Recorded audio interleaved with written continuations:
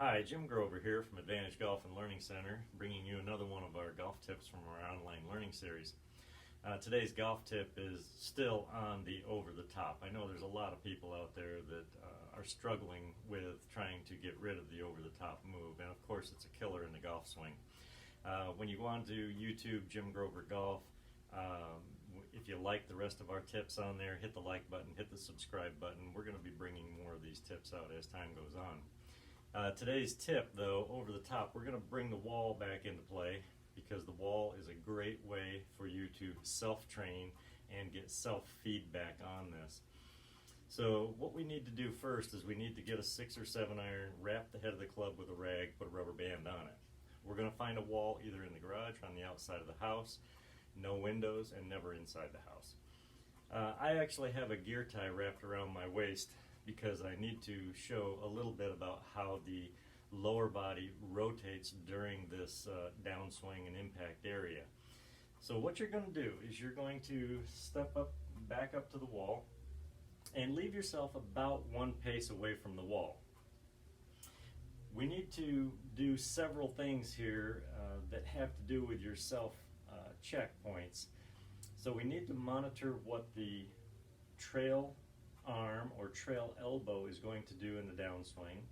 We need to monitor what the wrists are going to do at the start of the downswing and what the lower body is going to do to start the downswing. So here's where we start. We want to get the club moving to the top of the backswing without touching the wall.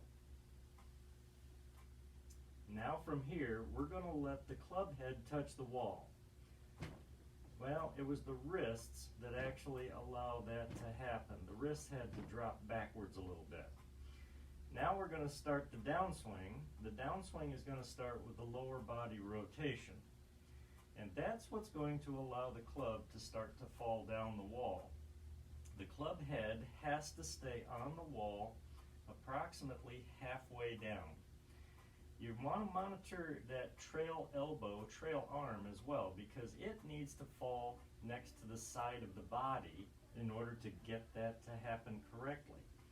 So once the elbow starts to fall down to the side of the body, the club is being dragged back in by the body rotation. Now we're going to continue the body rotation, but this is where the club is going to start to leave the wall. Now you can see the club is starting to come back in from an inside path, and the body has rotated quite significantly to get back to here. Significantly enough to the point where my gear tie now is almost touching the wall. So hopefully you have seen how much the lower body had to rotate along with all the other pieces. Getting the club to touch the wall, that was the wrists. Letting the elbow fall to the side of the body as the body was rotating. All of these pieces now you can self-check just by using a wall and doing it in slow motion. All you're trying to do is create a new movement pattern, and once you create this new movement pattern, you're going to be extremely happy because all of a sudden you're going to have some really clean shots and you're going to have some really good online shots. I hope you've enjoyed this golf tip as much as I've enjoyed making them. If you have any questions, of course, you can always call Advantage Golf and Learning Center, and we'll always be glad to talk to you. We hope that you have a great day, and we look forward to talking to you soon. Bye.